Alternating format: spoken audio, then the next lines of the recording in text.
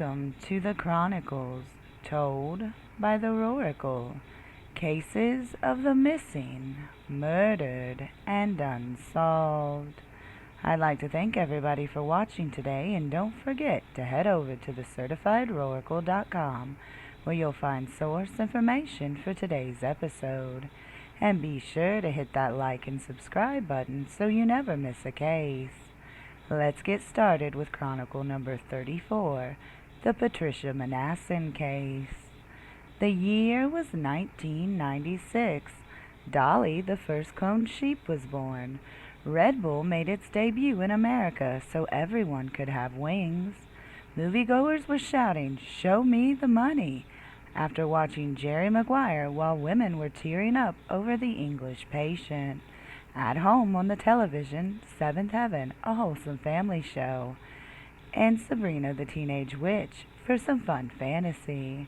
For one husband and 3 children, their mother had vanished, and this was no fantasy for them, as they desperately tried to piece together what happened to the woman they called wife and mom. Patricia Minassian, who went by Tricia, stood 5 foot 2 inches and weighed 120 pounds. She had brown hair and green eyes. Patricia was last seen wearing a gray shirt and black stretchy pants. She was an occupational therapist who loved to help others. Patricia was in an automobile accident where she suffered head and back injuries. This is said to be when her depression started. She would be hospitalized for depression twice, both times before she vanished. It is said that she was never suicidal. Tricia also suffered bouts of memory loss or slight amnesia as a result of this accident.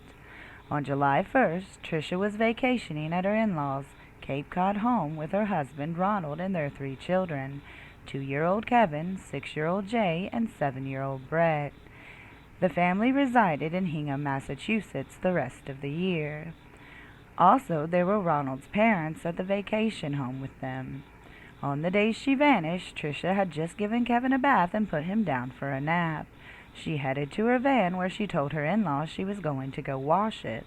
Ronald and the 2 other children were playing at a nearby baseball field when Tricia left. This is the last time anyone ever saw or heard from her again. Tricia was driving a red or maroon 1994 Mercury Villager minivan with Massachusetts plates 667 ZIS. This vehicle was located a short time later in a parking lot 50 miles away in Cahoon Hollow Beach. This was also near a restaurant where she and Ronald had shared their first date 18 years before. The police believe she had committed suicide based on her history of depression. They started an extensive search of Cahoon and Newcomb Hollow, but nothing was found.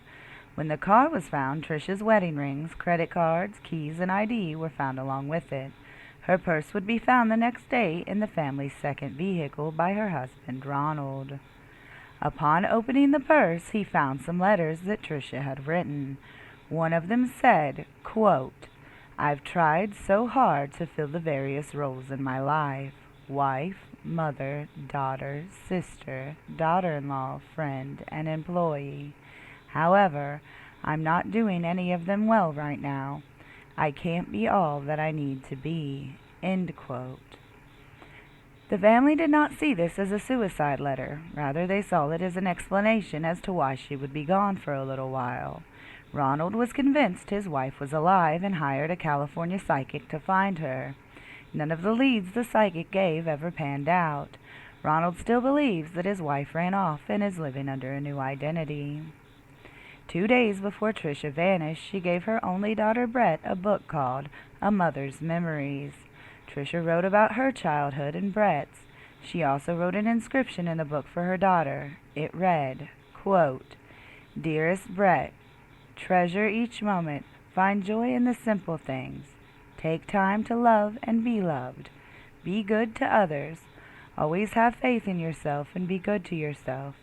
Remember how much I love you. XOXOXO, Mom." End quote. Brett believes her mom tried to be seen as a happy person, so she wasn't treated differently by people.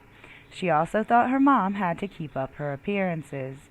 She remembers her mom as being the one who planned everything in the neighborhood for all the holidays. She was the parent who helped with the school functions. She generally loved helping people and did a lot for them. Their family still vacations in Cape Cod, at the same place a wife and mother vanished from. All still hold out hope that one day she will walk back into their life just as quickly as she drove off that summer day. If you have any information in this case, please call the Massachusetts State Police at 508-394-2233 or 1-800-344-2722. Thank you for watching, and be sure to hit that like button, subscribe, and share so I can continue helping families of the missing, murdered, and unsolved. As always, this is the Chronikle, signing off.